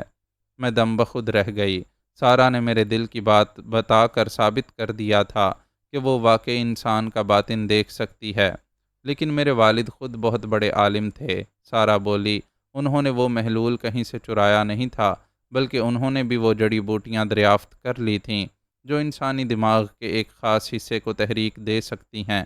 انہوں نے اس محلول کا تجربہ پہلی مرتبہ میرے ہی اوپر کیا اور کامیابی سے اتنے خوش ہوئے کہ میں نے آج تک کسی انسان کو اتنا خوش نہیں دیکھا۔ آپ میرے ماتھے پہ یہ چھوٹا سا سیاہ نشان دیکھ رہی ہیں، یہ اسی چوبی کیل کا ہے جو میرے والد نے اپنے ہاتھ سے ٹھونکی تھی۔ میں نے غور سے اس کی پیشانی کی طرف دیکھا اور سر ہلا کر رہ گئی۔ اس کی پیشانی پر موجود وہ سیاہ نشان ایک پراسرار کہانی کی تصدیق کر رہا تھا۔ سارا پھر بولی، تو یہ وجہ ہے کہ میں ان جعلی لاماؤں کی حقیقت سے واقف ہو گئی۔ میں یہ بھی جان چکی ہوں کہ وہ ایک نامعلوم طاقت کے اعلی کار بنے ہوئے ہیں۔ تبت میں اس طاقت کی سرگرمیوں کا مقصد کیا ہے یہ وہ دونوں بھی نہیں جانتے، اس لیے میں بھی نہیں جان سکی۔ مجھے صرف وہ سب کچھ معلوم ہو گیا جو ان کے دل و دماغ میں موجود تھا۔ میں یہ بھی جان چکی ہوں کہ انہوں نے ارونگ قبیلے کے لوگوں کو اپنا ساتھی بنا لیا ہے۔ انہی لوگوں کی ایما پر ارونگ قبیلے کے رہزنوں نے میرے پڑاؤ پر حملہ کر کے میرے دونوں ساتھی لاماؤں کو ہلاک کر دیا تھا اور مجھے جان بوجھ کر زندہ چھوڑ گئے تھے۔ یہ تو میری خوش فہمی تھی کہ میں چھپ کر ان سے محفوظ رہ گئی ہوں۔ وہ لوگ تو چاہتے ہی تھے کہ میں زندہ رہوں اور وہ مجھے اپنا اعلی کار بنائیں۔ لیکن وہ تمہیں کس طرح اعلی کار بنانا چاہتے ہیں؟ میں نے پوچھا۔ ان کے ساتھ میری موجودگی ہی ان کے لیے کافی ہے۔ وہ کیسے؟ وہ آپ کی فطرت سے اچھی طرح واقف ہیں۔ سارا نے معنی خیز مسکراہٹ کے ساتھ کہا۔ ان کا خیال تھا کہ میری وجہ سے آپ ان سے گھلنے ملنے کی کوشش کریں گی اور انہیں آپ کو ہلاک کرنے کا موقع مل جائے گا۔ وہ لوگ آپ سے کچھ خائف بھی ہیں اور ان کا خیال ہے کہ آپ کو دھوکے سے تو مارا جا سکتا ہے، لیکن سامنے سے حملہ کر کے نہیں مارا جا سکتا۔ غالباً پچھلے دنوں انہوں نے ارونگ قبیلے کے لوگوں سے آپ پر حملہ بھی کروایا تھا اور ناکام ہو گئے تھے۔ ہاں، میں نے ٹھنڈی سانس لے کر کہا، ہم نے ان کے 6 آدمیوں کو ہلاک کر ڈالا تھا اور وہ بھاگ نکلے تھے۔ ان ہلاک ہونے والوں میں 5 تو ارونگ ہی تھے، لیکن چھٹا کوئی چینی تھا۔ ٹھیک ہے، سارا نے سر ہلا کر کہا، یہ تبتی ان چینیوں ہی کے اعلی کار ہیں، مگر خود ان کا یہ خیال ہے کہ چینی بھی کسی اور کا اعلی کار ہے۔ کیا یہ دونوں کسی چنجی نام کے چینی کو جانتے ہیں؟ ابھی تک تو میں نے ان لوگوں کے باطن میں یہ نام نہیں پڑھا، سارا نے جواب دیا اور پھر بولی، یہ چنجی کون ہے؟ جو چینی شخص ہمارے ہاتھوں ہلاک ہوا تھا اس کی۔ بس اب مزید کچھ بتانے کی ضرورت نہیں۔ سارا نے میری بات کاٹ دی۔ کیوں؟ میں تعجب سے بولی۔ جب آپ نے اس کی ہلاکت کا ذکر شروع کیا تو اس سے متعلق سارے واقعات آپ کے ذہن میں ابھر آئے اور وہ ابھار میری باطنی آنکھوں نے پڑھ لیا۔ سارا نے مسکراتے ہوئے کہا، میں اس وقت یہ سوچے بغیر نہیں رہ سکی کہ مہذب دنیا کے لیے تو یہ لڑکی ایک عجوبہ ہی ثابت ہوگی۔ ہاں یہ تو ہے، سارا ہنس کر بولی، لیکن میں دنیا کو بتاؤں گی ہی کیونکہ مجھ میں یہ وصف ہے۔ آپ پر تو نہ جانے کیوں اعتماد کرنے کو جی چاہا تھا، اس لیے بتا بیٹھی۔ تم بہت خطرناک ہو، میں نے مسکراتے ہوئے کہا۔ اب تو تمہارے بارے میں کچھ سوچتے ہوئے محتاط ہی رہنا پڑے گا۔ آپ میرے بارے میں کبھی کوئی غلط بات سوچ ہی نہیں سکتی۔ کم سے کم ایک بات تو ضرور سوچوں گی۔ تو وہ کوئی غلط بات کب ہے؟ سارا نے اتنی بے باکی سے کہا کہ میں اس کا منہ تکتی رہ گئی۔ سارا منہ پھیر کر مسکرا دی۔ میں دیکھ رہی تھی کہ رضوان تھوڑی تھوڑی دیر کے بعد پلٹ کر ہماری طرف ضرور دیکھتا تھا۔ میں اچانک اس کے بارے میں سارا سے پوچھ بیٹھی، میرے ساتھی رضوان کے متعلق تمہارا کیا خیال ہے؟ آپ کا سوال وضاحت طلب ہے۔ کیا تمہاری روحانی آنکھ نے اس کا باطن نہیں دیکھا؟ میں آپ تینوں کا بہت گہرا جائزہ لے چکی ہوں۔ وہ دل کا بہت صاف ہے، اسے آپ سے محبت بھی ہے، لیکن وہ اس قسم کی محبت نہیں ہے جسے ہم سارا اس طرح چپ ہو گئی جیسے اسے کوئی مناسب لفظ نہ مل رہا ہو۔ میں سمجھ گئی تم کیا کہنا چاہتی ہو، میں نے کہا۔ وہ واقعی اس قسم کی محبت نہیں کرتا۔ وہ محبت تو اسے رضیہ سے ہے۔ جی ہاں، وہ رضیہ کو بہت ٹوٹ کر چاہتا ہے، لیکن آپ نے آج کل اس کے ساتھ بڑی زبردست ایکٹیویٹی شروع کر رکھی ہے۔ سارا تبتی زبان میں بات کرتے کرتے ایک انگریزی لفظ بھی بول پڑی۔ تو تم اس ایکٹیویٹی سے بھی واقف ہو چکی ہو؟ میں مسکرائی۔ میں نے کہا نا، میں آپ لوگوں کے باطن کو پوری طرح ٹٹول چکی ہوں۔ رضوان کے بارے میں کچھ اور بتاؤ۔ یہ شخص صرف ایک معاملے میں دوسروں کو دھوکہ دیتا ہے۔ کس معاملے میں؟ میں نے چونک کر پوچھا۔ یہ اپنی اصل شخصیت کو چھپاتا ہے۔ ذرا کھل کر بات کرو۔ یہ بہت مضبوط اعصاب اور قوی دل و دماغ کا آدمی ہے، لیکن ظاہر کرتا ہے کہ خطرناک معاملات سے نمٹنا اس کے بس کی بات نہیں ہے۔ اس وقت بھی اس کے چہرے پر ایسے تاثرات ہیں جیسے وہ اس سفر سے پریشان اور اکتایا ہوا ہو، لیکن حقیقتاً ایسی کوئی بات نہیں۔ وہ اس خطرناک سفر کی غائیت سمجھنے کے لیے بے قرار ہے اور تمام حالات کا بڑے انہماک سے جائزہ لے رہا ہے۔ کسی بھی معاملے میں عدم دلچسپی کا شکار نہیں ہے۔ آپ دونوں کے لیے وہ بہت چوکنا ہے۔ میرا مطلب ہے وہ آپ دونوں کو آپ کے دشمنوں سے نقصان پہنچتے ہوئے نہیں دیکھ سکتا۔ اگر کبھی کوئی ایسا امکان نظر آنے لگا تو وہ آپ دونوں کو بچانے کے لیے اپنی جان پر کھیل جائے گا۔ رضوان کے بارے میں یہ سب کچھ جان کر مجھے اس پر بے تحاشا پیار آنے لگا۔ اس کی شخصیت کے بارے میں مجھے کچھ اندازہ تو تھا، لیکن سارا نے ان اندازوں کو نہ صرف توثیق کر دی تھی، بلکہ رضوان کو میرے سامنے بالکل عریاں کر دیا تھا۔ میرا خیال ہے کہ اب ہمیں زیادہ دیر باقی لوگوں سے دور نہیں رہنا چاہیے، سارا بولی۔ کہیں ایسا نہ ہو کہ ان جعلی لاماؤں کو شبہ ہو جائے۔ تم ان لاماؤں کے سامنے رضیہ کو اپنی اصل کہانی نہیں تم نے ان لاماؤں کے سامنے رضیہ کو اپنی اصل کہانی نہیں سنائی تھی، یعنی یہ چھپا گئی تھی کہ تمہارے اصل ساتھی راہزنوں کے ہاتھوں ہلاک ہو چکے ہیں۔ آخر تم نے ایسا کیوں کیا تھا؟ میں نے پوچھا۔ لاماؤں ہی نے مجھے تاکید کی تھی کہ اس معاملے کو پوشیدہ رکھوں۔ انہوں نے اس کا سبب کیا بتایا تھا؟ بس اتنا کہا تھا کہ اجنبیوں پر بھروسہ نہیں کرنا چاہیے، پتہ نہیں وہ کس قسم کے لوگ ہوں۔ یہ کوئی اتنی مضبوط بات نہیں تھی کہ تم سچ مچ کسی کو اصل واقعہ بتاتے ہوئے ڈرنے لگتیں۔ انہیں یہ احتمال رہنا چاہیے کہ تم ان کا راز افشا کر سکتی ہو۔ دراصل انہوں نے یہ منصوبہ بہت عجلت میں بنایا تھا۔ انہیں اتنی مہلت نہیں ملی تھی کہ وہ تمام پہلوؤں کا بغور جائزہ لے سکتے، لیکن اب تو انہیں خدشہ ہونا چاہیے۔ اسی لیے تو کہہ رہی ہوں کہ ہمیں زیادہ دیر تک الگ تھلگ نہیں رہنا چاہیے۔ انہیں کوئی شبہ نہ ہو تو بہتر ہے۔ ٹھیک ہے، تم اپنے خچر آگے بڑھا لے جاؤ۔ سارا نے اپنے خچر کو کمچی رسید کی اور اسے آگے بڑھا لے گئی۔ اس کے بعد میں نے بھی اپنے خچر کی رفتار کو تھوڑا سا بڑھایا۔ ادھر سے رضوان نے اپنی رفتار کم کی اور جلد ہی ہم دونوں برابر برابر چلنے لگے۔ ہو چکے راز و نیاز، رضوان نے چبھتے ہوئے لہجے میں کہا۔ میں مسکراتی رہی۔ میرا خیال ہے کہ یہ چڑیا آسانی سے پھنس جائے گی۔ رضوان کے لہجے کا کٹیلا انداز قائم رہا۔ وہ تمہاری بہت تعریف کر رہی تھی، میں نے ہنس کر کہا۔ مجھے چپٹے چہرے بالکل پسند نہیں آتے۔ میرا چہرہ تو تمہیں پسند ہے نا؟ غنیمت ہے، رضوان نے منہ ٹیڑھا کر کے کہا۔ بعض مردوں کی عادت بڑی مضحکہ خیز ہوتی ہے، میں نے کہا۔ پہلے تو عورت کے پیچھے دم ہلاتے پھرتے ہیں اور جب وہ عورت پسٹ جاتی ہے تو نخرے دکھانے لگتے ہیں۔ میں بہرحال ان لوگوں میں سے نہیں ہوں۔ یعنی ہمیشہ ہی دم ہلاتے رہتے ہو؟ میں ہنس پڑی۔ آپ بات گول مت کیجیے، میں سارا کے بارے میں پوچھ رہا تھا۔ کیا پوچھ رہے تھے؟ اس کا سر، رضوان نے جھنجھلا کر کہا۔ اس کا سر خیریت سے ہے اور تمہاری خیریت خداوند کریم سے نیک چاہتا ہے۔ دیگر احوال وہ تمہیں کسی وقت تنہائی میں سنائے گی۔ یعنی آپ کی طرف سے اجازت ہے؟ رضوان چہکا۔ کس بات کی؟ یہی کہ میں اس سے تنہائی میں۔ رضوان نے بائیں آنکھ دبائی۔ تفریح کی حد تک کوئی حرج نہیں، میں نے مسکرا کر کہا۔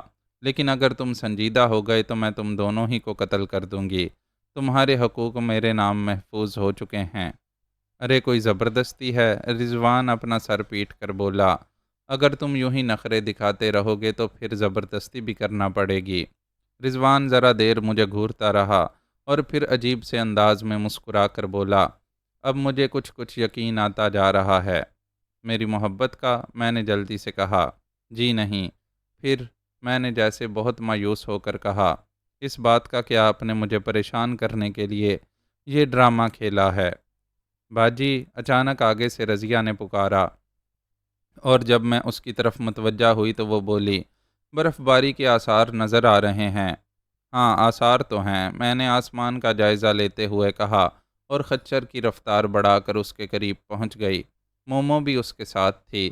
دونوں لاما سب سے آگے آگے جا رہے تھے۔ گاؤں اب زیادہ دور نہیں رہا تھا۔ مومو بولی، اگر ہم برف باری کے آغاز سے پہلے وہاں پہنچ جائیں تو اچھا ہے۔ تبت کے سفر میں یہی ایک مصیبت ہے کہ یاکوں کی رفتار میں کسی طرح بھی اضافہ نہیں کیا جا سکتا۔ لاماؤں کا خیال ہے کہ ہمیں چلتے رہنا چاہیے، رضیہ نے بتایا۔ خیال تو برا نہیں ہے، اگر گاؤں تک پہنچ گئے تو کسی مکان میں پناہ لینے کا موقع مل جائے گا، میں نے کہا، اور پھر بولی، تم دونوں سے ان لاماؤں کی کیا کیا باتیں ہوئیں؟ ان تبتیوں کو مذہبی گفتگو کرنے کا جنون تو ہوتا ہی ہے۔ بس اس موضوع پر گفتگو ہوتی رہی تھی۔ آخر میں وہ کہنے لگے کہ رات کا کھانا ہم ان کے ساتھ کھائیں۔ اوہ، میں نے ایک طویل سانس لے کر کہا۔ آخر سارا کی بات کی تصدیق ہو ہی گئی۔ پھر تم لوگوں نے کیا جواب دیا؟ میں یہ کہہ کر ٹال گئی کہ اس تکلف کی ضرورت نہیں، لہٰذا پہنچ کر دیکھا جائے گا۔ پھر ان لوگوں نے زیادہ اصرار بھی نہیں کیا۔ اصرار تو اس لیے نہیں کر سکتے تھے کہ ان کے دل میں چور ہے۔ خوب، رضوان خشک لہجے میں بولا، تو آپ کو اس لڑکی کی باتوں پر پوری طرح یقین بھی آ چکا ہے؟ رات تو پوری طرح نہیں آیا تھا، لیکن اب آ چکا ہے۔ کیوں، اب کیا بات ہو گئی؟ اب میں اس سے تفصیلی گفتگو کر چکی ہوں اور اس کے بعد اس بات کی کوئی گنجائش نہیں رہی کہ میں اس پر اعتبار نہ کروں۔ کیا اس سے کوئی خاص گفتگو ہوئی ہے؟ رضیہ نے بڑے اشتیاق سے پوچھا۔ ہاں، میں نے کہا، اور پھر مسکرا کر مومو کی طرف دیکھتی ہوئی بولی، لیکن مومو تو اس کہانی کو 100% کسی پراسرار ناول کا پلاٹ سمجھے گی۔ ایسی کیا کہانی ہے؟ رضیہ کا اشتیاق بڑھا۔ ابھی نہیں، ان باتوں پر گفتگو کرنے کے لیے اطمینان سے کہیں بیٹھنا ضروری ہے، میں نے کہا۔ گاؤں کے آثار تو نظر آنے لگے ہیں۔ پھر میں سر اٹھا کر آسمان کا جائزہ لینے لگی۔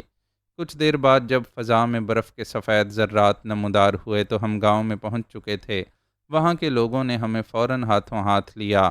ان کی وضاحت سے مجھے اندازہ ہوا کہ وہ مشی قوم کے لوگوں کا گاؤں ہے۔ یہ لوگ بڑے مختصر قد کے ہوتے ہیں اور سر پر چوٹی باندھتے ہیں جس میں ایک موٹی سی گرہ لگائی جاتی ہے۔ بانس کے خول میں ایک خنجر ہر مرد کی کمر سے لٹکا رہتا ہے اور یہ صرف لنگوٹی باندھتے ہیں، اوپری جسم برہنہ رہتا ہے۔ البتہ عورتیں ایک مختصر سا سینہ بند باندھتی ہیں۔ یقین نہیں آتا کہ تبت کی برف پوش وادیوں میں کوئی اس طرح بھی رہ سکتا ہے۔ تبت کے دوسرے قبائل کی طرح یہ لوگ بھی نہایت مہمان نواز ثابت ہوئے اور گاؤں کے مکھیا نے ہماری شب بسری کے لیے اس مکان میں بندوبست کر دیا جو صرف مہمانوں ہی کے لیے خالی رہتا تھا۔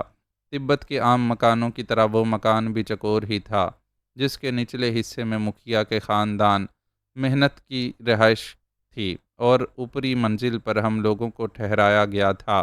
وہ منزل 4 کمروں پر مشتمل تھی اور ہر کمرے میں 4 آتش دان تھے۔ مکھیا کے 2 ملازموں نے وہ آتش دان دہکا دیے اور ذرا سی دیر میں کمرے اتنے گرم ہو گئے کہ سموری لبادے پہنے رہنے کی ضرورت باقی نہ رہی۔ یہاں بیت الخلاء نظر نہیں آ رہا، رضوان تعجب سے بولا۔ تبت کے مکانوں میں بیت الخلاء نہیں ہوتے، میں نے ہنس کر کہا۔ یہاں کے لوگ کھیتوں، پہاڑوں اور جھاڑیوں کا رخ کرتے ہیں۔ اب کوئی اس برف باری میں کیا کرے؟ صبر۔ رضوان منہ بنا کر رہ گیا۔ اس کے سوا کر بھی کیا سکتا تھا؟ رضیہ شوخ لہجے میں بولی، کیا بہت زیادہ بے قراری ہے؟ نہیں، رضوان نے خشک لہجے میں کہا، لیکن میں یہی سوچ رہا تھا کہ جب بے قراری ہوگی تو کیا ہوگا۔ اتنے میں مکھیا کا ملازم اندر آیا اور پوچھنے لگا کہ ہم لوگ کتنی دیر میں کھانا کھانا پسند کریں گے۔ میں نے اس سے کہہ دیا کہ ہم بھوکے ہیں۔ تکلفاً بھی انکار کرنا اس لیے بیکار تھا کہ تبتیوں کی جبری کی مہمان نوازی سے میں واقف تھی۔ کچھ دیر بعد ہم لوگ کھانا کھانے بیٹھے۔ رضوان یہ دیکھ کر حیران ہوئے بغیر نہ رہ سکا کہ وہ کھانا چاندی کے برتنوں میں آیا تھا۔ میں نے اس کی حیرت دور کرنے کے لیے کہا، گاؤں کے مکھیا عموماً امیر آدمی ہوتے ہیں اور اپنے مہمانوں کو ہمیشہ چاندی کے برتنوں میں کھانا کھلاتے ہیں۔ میں تو سمجھتا تھا کہ یہاں غربت ہی غربت ہوگی۔ تناسب تو غربت ہی کا زیادہ ہے۔ یہ ہے کیا؟ رضوان نے کھانے کے برتنوں کی طرف اشارہ کرتے ہوئے پوچھا۔ مچھلی، آلو اور دلیا، میں نے بتایا۔ یہ یہاں کا خاص کھانا ہے۔ عام طور پر تو لوگ سمبا اور سوکھا گوشت کھاتے ہیں۔ سمبا گیا؟ یہاں کے لوگ جو کے آٹے کو سمبا کہتے ہیں۔ رضوان نے اس روز پہلی مرتبہ تبت کے مخصوص کھانے کھائے جو اسے بالکل پسند نہیں آئے، لیکن پیٹ کا جہنم تو پر کرنا ہی تھا۔ ہاں، تو آپ نے وہ پراسرار ناول نہیں سنایا؟ مومو مسکرا کر بولی۔ کون سا ناول؟ جو آپ سارا سے سن چکی ہیں۔ اوہ، میں مسکرائی اور پھر دھیمی آواز میں بولی، یہاں وہ گفتگو مناسب نہیں ہوگی کیونکہ وہ سنی بھی جا سکتی ہے۔ اس کمرے میں ہم چاروں کے علاوہ کوئی نہیں تھا، لیکن اگر کوئی دروازے کے قریب کھڑا ہوتا تو اسے ہماری آوازیں سنائی دے جاتیں۔ اس خدشے کو نظر انداز نہیں کیا جا سکتا تھا کہ وہ لامہ چھپ کر ہماری گفتگو سن سکتے ہیں۔ کیوں نہ ہم سندھی زبان میں باتیں کریں؟ رضوان نے مجھ سے سندھی میں ہی کہا، لیکن مومو اور رضیہ نہ سمجھ سکیں گی۔ میں نے سندھی میں جواب دیا، انہیں آپ بعد میں سمجھاتی رہیے گا، کم سے کم میں تو وہ پراسرار ناول سن ہی لوں۔ مسٹر رضوان، اچانک مومو بول پڑی، یہ آپ دونوں نے کس زبان میں باتیں شروع کر دیں؟ پھر اگر میں چینی زبان میں بات کروں گی تو احتجاج نہ کیجیے گا۔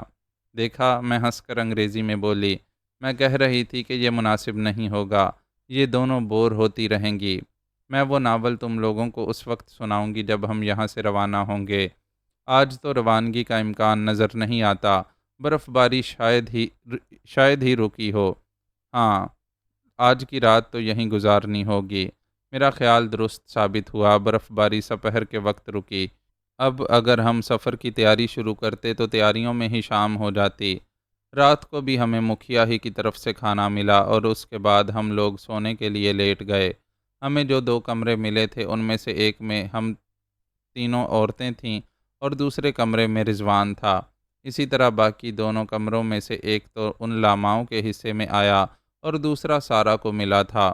کمرے اتنے گرم تھے کہ خاصے دن بعد ہمیں بڑی خوشگوار نیند آئی تھی۔ کم سے کم اپنے بارے میں تو میں یہ کہہ سکتی ہوں کہ گھوڑے بیچ کر سوئی، لیکن نیند آنے سے پہلے کچھ دیر تک سارا کے بارے میں سوچتی رہی۔ صبح طبیعت بہت حشاش بشاش تھی۔ ہم نے روانگی کی تیاریاں شروع کیں۔ ہمارے مزدوروں نے ہم سے اپنی اجرت لی اور اپنے گھروں کو لوٹ گئے۔ گاؤں سے ہمیں نئے مزدور ملے اور ہم نے اپنا سفر شروع کیا۔ اب حد نظر تک سفید سفید برف کے سوا کچھ نظر نہیں آ رہا تھا۔ رضوان نے سمور کی ایسی ٹوپی پہن لی تھی جو پورے چہرے کو چھپا لیتی ہے اور صرف آنکھیں کھلی رہ جاتی ہیں۔ تم نے تو ہم عورتوں کو بھی مات کر دیا، رضیہ ہنس کر اس سے بولی۔ عورتوں کو تو خود نمائی کا شوق ہوتا ہے، رضوان نے برجستہ کہا۔ امریکہ اور یورپ کی عورتیں سردیوں کے باوجود گھٹنوں تک کا اسکرٹ پہنے ہوئے اپنی خوبصورت پنڈلیاں دکھاتی پھرتی ہیں۔ بہت جل کر جواب دیا ہے تم نے، میں ہنس کر بولی۔ ویسے اس میں کوئی شک نہیں کہ تمہاری بات خاصی وزنی ہے، ایک ایک لفظ پاؤ پاؤ بھر کا سمجھیے، رضوان نے سر ہلا کر کہا۔ میں غیر وزنی بات کبھی نہیں کرتا۔ بانو، مومو نے مجھے مخاطب کیا، آپ نے وہ پراسرار ناول اب تک نہیں سنایا۔ تم ان باتوں کا مذاق بھی اڑا رہی ہو اور سننے کے لیے بے چین بھی ہو۔ کہانی سننے کا شوق کسے نہیں ہوتا؟ اچھا تو پھر سنو۔ جب میں نے یہ کہا تو مومو کے علاوہ رضیہ اور رضوان بھی میری طرف متوجہ ہو گئے۔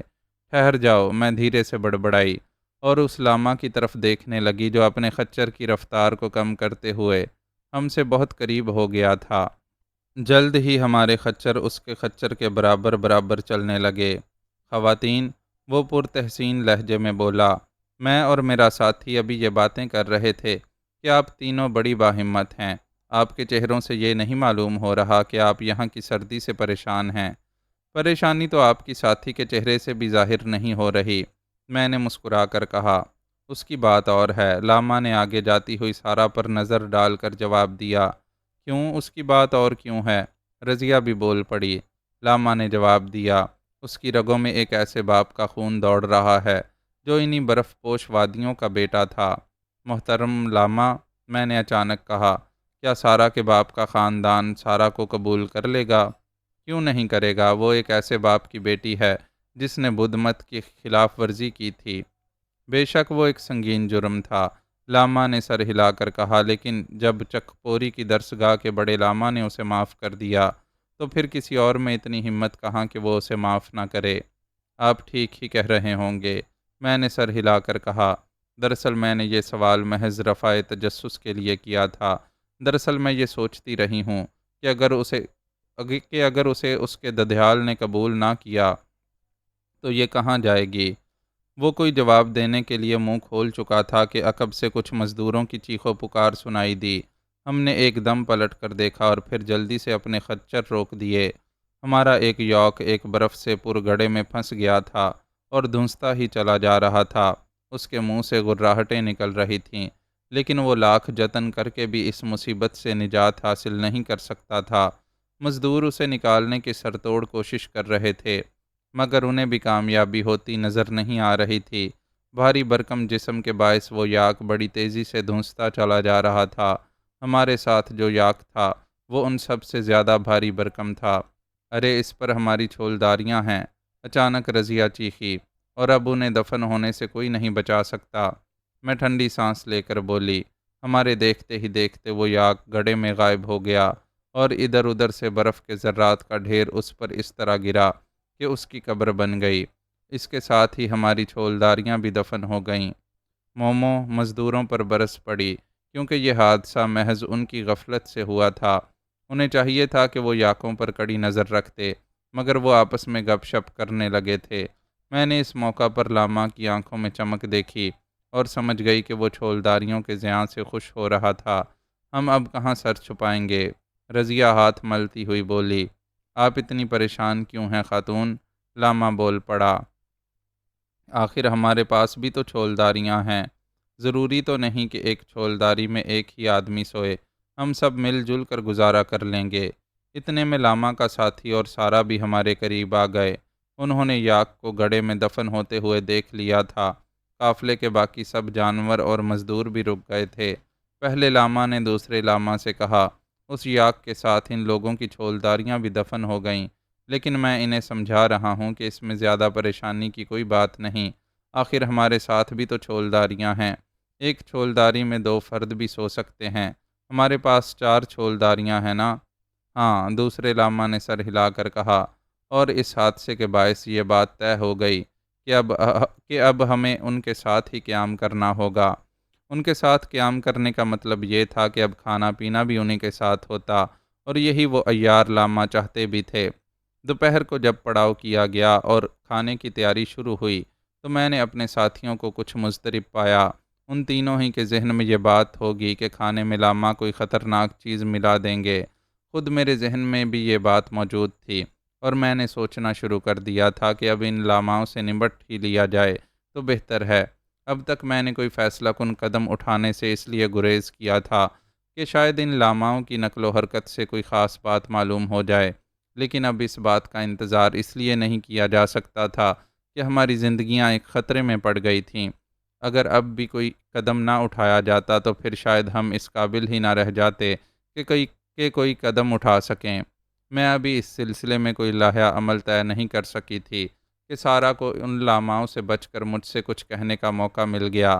اس نے کہا، پریشان نہ ہوں، اس وقت کچھ نہیں ہوگا، جو گڑبڑ ہونا ہے وہ رات کے کھانے میں ہوگی، البتہ اگر ان شیطانوں کا پروگرام کچھ بدل گیا تو میں آپ کو اشارہ کر دوں گی۔ اتنا کہہ کر وہ میرے پاس سے ہٹ گئی اور مجھے کچھ کہنے کا موقع نہیں مل سکا۔ جو کچھ اس نے کہا تھا وہ میرے ساتھیوں نے بھی سن لیا اور سوالیہ نظروں سے میری طرف دیکھنے لگے۔ میں نے انہیں اشارہ کیا کہ وہ پرسکون رہیں۔ جب ہم سب کھانا کھانے بیٹھے تو دونوں لاما بہت خوش نظر آ رہے تھے۔ ان میں سے ایک نے رضوان کی طرف دیکھ کر کہا، یہ ہم تبتیوں کی خوش قسمتی ہے کہ کوئی ہمارے ساتھ کھانا کھائے۔ یہ بات تبت کی زبان میں کہی گئی تھی جسے رضوان کے فرشتے بھی نہیں سمجھ سکتے تھے۔ یہ کیا بک رہا ہے؟ رضوان میری طرف دیکھتا ہوا انگریزی میں بڑبڑایا۔ میں ہنس پڑی اور وہ لاما سٹپٹا کر مجھ سے بولا، معاف کیجیے گا، میں بھول ہی گیا تھا، حالانکہ آپ بتا چکی ہیں کہ آپ کے ساتھی ہماری زبان نہیں جانتے۔ ہاں، میں نے مسکرا کر کہا، یہ آپ کی زبان کا ایک لفظ نہیں سمجھ سکتے۔ میری سمجھ میں نہیں آتا کہ پھر یہ ہم لوگوں کے معاشرے پر کتاب کیسے لکھ سکیں گے۔ میں انہیں سب کچھ بتاتی رہتی ہوں، تو پھر انہیں بتائیے کہ میں نے ان سے کیا کہا تھا۔ میں رضوان کی طرف دیکھ کر انگریزی میں بولی، یہ تم سے پوچھ رہا تھا کہ جناب آپ کے چہرے پر پھٹکار کیوں برس رہی ہے؟ اس سے کہہ دیجئے کہ میں باگڑ بلوں سے بات کرنا پسند نہیں کرتا۔ میں نے مسکرا کر لاما سے کہا، یہ کہہ رہا ہے کہ تبت کے لوگوں کی میزبانی نے انہیں بہت متاثر کیا ہے۔ مومو اور رضیہ منہ پھیر کر مسکرانے لگیں۔ لاما نے کہا، میزبانی کے فرائض ہم لوگوں کی گھٹی میں پڑے ہوئے ہیں۔ بے شک، میں نے سر ہلایا۔ اب آپ لوگ کھانا تو شروع کریں۔ دوسرا لاما ہنس کر بولا۔ میں نے سارا کی طرف دیکھا جو سر جھکائے بیٹھی تھی۔ اگر اسے کوئی اشارہ کرنا ہوتا تو میری طرف ضرور دیکھتی۔ اس کا مطلب یہ تھا کہ کھانے میں کم از کم اس وقت کوئی خطرناک چیز نہیں ملائی گئی تھی۔ ہم لوگوں نے کھانا کھایا اور گپ شپ کرتے رہے۔ لاماؤں کے خلاف کوئی قدم اٹھانے کا ارادہ میں نے پھر ملتوی کر دیا تھا۔ کھانے کے بعد ہمارا قافلہ پھر چل پڑا۔ راہ میں یہ بات طے پائی کہ رات کو ایک چھولداری میں تو وہ دونوں لاما خود لیٹیں گے اور باقی تین چھولداریاں ہمیں دے دیں گے، جن میں سے ایک چھولداری میں سارا کا بھی اشتراک ہوگا۔ ٹھیک ہے، میں نے مسکرا کر سارا سے کہا، میں تمہارے ساتھ رہوں گی۔ دوسری چھولداری میں رضیہ اور مومو سو جائیں گی۔ تیسری چھولداری کا مالک رضوان کو بنا دیا جائے گا۔ سارا نے میری مسکراہٹ کا جواب نہیں دیا۔ وہ کچھ متفکر نظر آ رہی تھی۔ ہم دونوں کے خچر اس وقت سب سے آگے چل رہے تھے۔ کیا بات ہے؟ میں قدرے توقف سے بولی، تم کچھ پریشان نظر آ رہی ہو۔ مجھے اب الجھن سی ہونے لگی ہے، میں اپنی زندگی میں کبھی اس قسم کے حالات سے دوچار نہیں ہوئی۔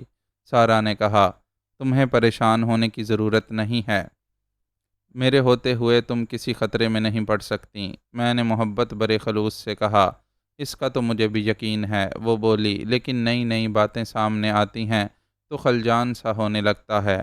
کوئی خاص بات؟ میں نے اس کی آنکھوں میں جھانکا۔ ان لاماؤں کے پاس ایک ٹرانسمیٹر بھی ہے جس پر یہ کسی سے رابطہ قائم کرتے رہتے ہیں۔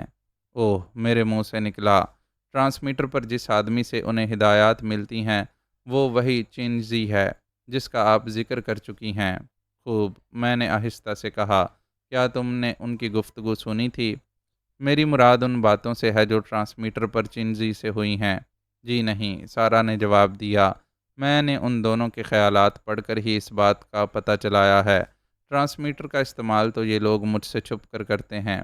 کچھ اندازہ لگا سکی ہو کہ چنجی ہے کہاں؟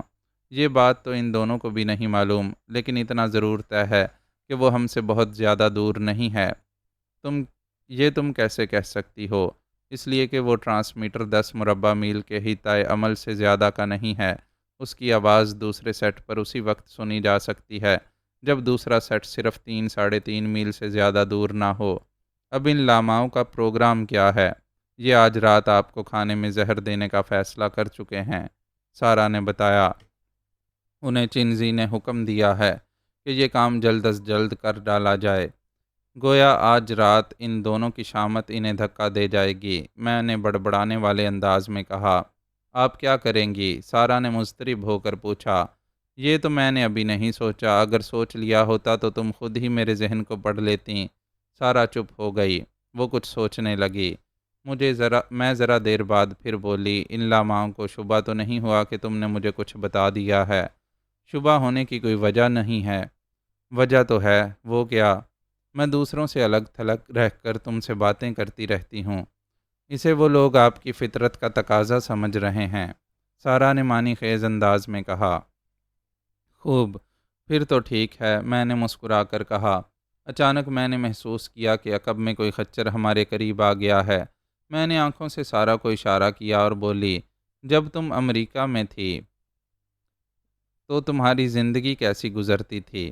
بہت دلچسپ، سارا نے مسکرا کر کہا۔ میرا خیال ہے کہ آپ اپنا موضوع گفتگو بدلنے کی کوشش نہ کریں۔ عقب سے رضوان کی آواز سنائی دی، وہ سندھی میں بولا تھا۔ میں نے سر گھما کر اس کی طرف دیکھا تو وہ پھر بولا، میں کباب میں ہڈی بننے کی معذرت چاہتا ہوں۔ وہ اپنے خچر کو میرے برابر میں لے آیا۔ معذرت قبول کی جا سکتی ہے، میں نے مسکرا کر سندھی ہی میں کہا۔ سارا صرف 2 زبانیں جانتی تھی، انگریزی اور تبتی، لیکن مجھے یقین تھا کہ وہ میرے اور رضوان کے خیالات پڑھ رہی ہوگی، کیونکہ خیالات کی کوئی زبان نہیں ہوتی۔ کہیے، رضوان بڑی بے تکلفی سے بولا، چڑیا کے گرد آپ نے اپنا جال مضبوط کر لیا یا نہیں؟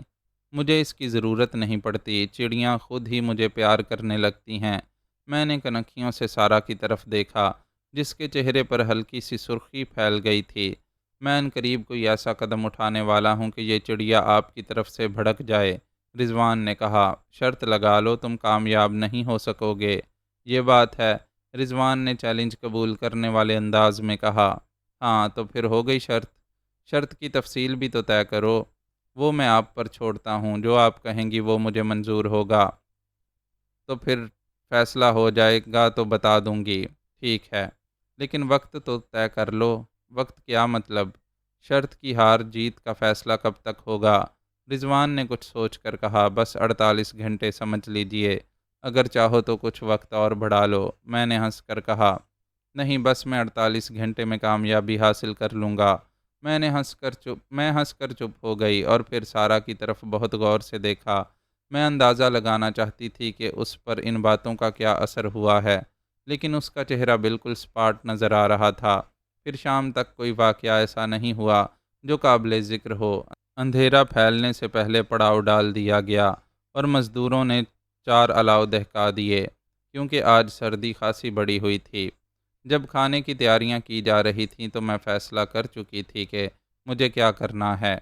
اب راست اقدام کا وقت آ گیا تھا۔ 4 میں سے 3 الاؤ ایسے تھے جن کے قریب مزدوروں نے ڈیرا ڈال رکھا تھا۔ چوتھے الاؤ کے قریب ہم 7 افراد جمع تھے۔ کھانا خود ان لاماؤں نے نکالا اور ہمارے سامنے رکھا۔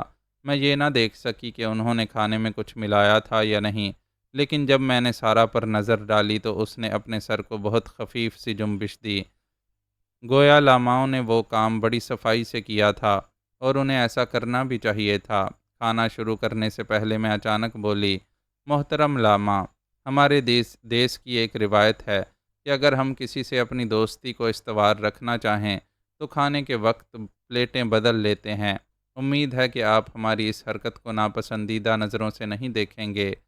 لاماؤں کا جواب ملنے سے پہلے ہی میں نے پلیٹوں کی تبدیلی کا عمل شروع کر دیا اور لاماؤں کے چہروں کی رنگت بدل گئی۔ رضیہ اور مومو نے معنی خیز انداز میں ایک دوسرے کی طرف دیکھا اور رضوان اتنا مستعد نظر آنے لگا جیسے پلک جھپکتے میں ان لاماؤں پر ٹوٹ پڑے گا۔ پلیٹیں تبدیل کر کے میں نے بڑے اطمینان سے ایک لقمہ لیا اور پھر لاماؤں کی طرف دیکھ کر بولی، آپ لوگ بھی کھائیں نا؟ نہیں، ایک لاما نے بھررائی ہوئی آواز میں کہا، ہم یہ نہیں کھا سکتے۔ کیوں؟ میں نے تعجب ظاہر کیا۔ ہمارے یہاں اسے بدشگونی سمجھا جاتا ہے۔ خوب، میں نے طنزیہ لہجے میں کہا، اور زہر دینا کوئی اچھا شگون ہے؟ دونوں لاما اچھل پڑے اور پھر ایسا معلوم ہوا جیسے وہ وہاں سے بھاگ نکلنا چاہتے ہوں۔ نہیں، رضیہ گراتی ہوئی کھڑی ہو گئی۔ بھاگنے کی کوشش بے سود ہوگی۔ سابیری سے بچ کر کوئی نہیں بھاگ سکتا۔ اور میں نے لقمہ دیا، اس بات کا بھی خیال رکھنا کہ اگر تم لوگوں کی طرف سے کوئی غلط حرکت ہوئی تو تمہیں اس کا خمیازہ بھی بھگتنا پڑے گا۔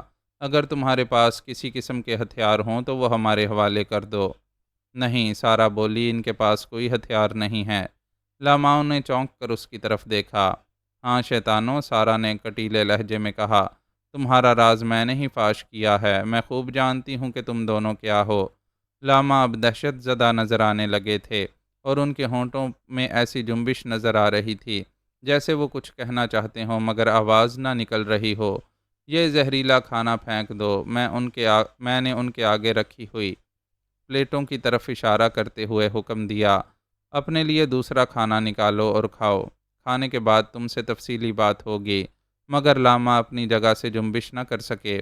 معلوم ہوتا تھا کہ جیسے پتھر کے بت بن گئے ہوں۔ کیا تم نے حکم نہیں سنا؟ رضیہ بولی، تعمیل کرو ورنہ میں اپنے ہاتھ سے تعمیل کراؤں گی۔ رضیہ کے لہجے میں کوڑے کی سی سنسناہٹ تھی جس نے لاماؤں کو حرکت میں آنے پر مجبور کر دیا۔ انہوں نے کانپتے ہاتھوں سے زہریلا کھانا پھینکا اور اپنے لیے دوسرا کھانا نکالا۔ مزدور ہم سے اتنی دور بیٹھے تھے کہ انہیں اس ڈرامے کی خبر ہی نہیں ہو سکی، اور میں چاہتی بھی یہی تھی کہ انہیں کسی گڑبڑ کا احساس نہ ہونے پائے۔ رضوان نے رضیہ کو گھورتے ہوئے انگریزی میں کہا، میں تصور بھی نہیں کر سکتا تھا کہ یہ دونوں الو کے پٹھے اتنے دہشت زدہ ہو جائیں گے۔ ایسا معلوم ہوتا ہے جیسے یہاں والوں کے لیے سابیری کسی بلا کا نام ہو۔ ہاں، رضیہ نے ہنس کر جواب دیا، مگر ان لوگوں پر جو خوف طاری ہے وہ صرف میرا ہی نہیں بلکہ باجی کا بھی ہے۔ حیرت ہے، رضوان سر جھٹک کر بولا، آخر ان مینڈکوں نے زہر دینے کی بھی ہمت کیسے کر لی؟ رضیہ نے جواب میں کیا کہا تھا میں نہیں سن سکی، کیونکہ میں سارا کو اپنے ساتھ لے کر ان لاماؤں کی چھولداری کی طرف چلی گئی۔ میں وہ ٹرانسمیٹر تلاش کرنا چاہتی ہوں، میں نے سارا سے کہا۔ ان کے پاس ایک چرمی تھیلا ہے جس میں اوپر کپڑے ٹھونسے رہتے ہیں۔ اس کی نشاندہی کے بعد ٹرانسمیٹر کی تلاش میں 2 منٹ بھی نہیں لگے۔ وہ چرمی تھیلا ہمیں فوراً ہی نظر آ گیا تھا۔ میں نے ٹرانسمیٹر نکال کر اس کا جائزہ لیا۔ میں اس کی ساخت سے اندازہ لگانا چاہتی تھی کہ وہ کس ملک کا بنا ہوا ہے۔ میں اسے دیکھ رہی تھی کہ سارا بولی، ان لاماؤں کے ساتھ آپ کیا سلوک کریں گی؟ ابھی تک میں نے اس کے بارے میں نہیں سوچا۔ فی الحال تو ان سے معلومات ہی حاصل کرنے کی کوشش کروں گی۔ میں نے جہاں تک ان کے باطن کو پڑھا ہے اس سے ظاہر ہوتا ہے کہ یہ دونوں کچھ زیادہ نہیں جانتے۔ محض حصول زر کی خواہش انہیں کسی طاقت کے احکام کی تعمیل کرنے پر مجبور کرتی رہتی ہے، مگر انہیں یہ نہیں معلوم کہ جو کچھ یہ کر رہے ہیں اس کے نتائج کیا ہوں گے۔ پرواہ نہیں، میں نے سر ہلا کر کہا، اگر زیادہ معلومات حاصل نہیں ہوتی تو نہ ہوں۔ یہ بھی کافی ہے کہ ان لوگوں کا ایک ٹرانسمیٹر ہاتھ لگ گیا۔ ممکن ہے اس کی وجہ سے کوئی کام بن جائے۔ سارا نے سر ہلا دیا، لیکن وہ ان حالات سے بہت الجھی ہوئی معلوم ہو رہی تھی۔ ان چیزوں کا عادی ہونے میں اسے کچھ وقت تو لگتا۔ میں نے ٹرانسمیٹر کو واپس تھیلے میں رکھا اور تھیلے کو ہاتھ میں لٹکائے ہوئے چھولداری سے نکل آئی۔ سارا میرے ساتھ ساتھ تھی۔ معزز ناظرین و سامعین، لائک، کمنٹس اور شیئر ضرور کریں۔ شکریہ۔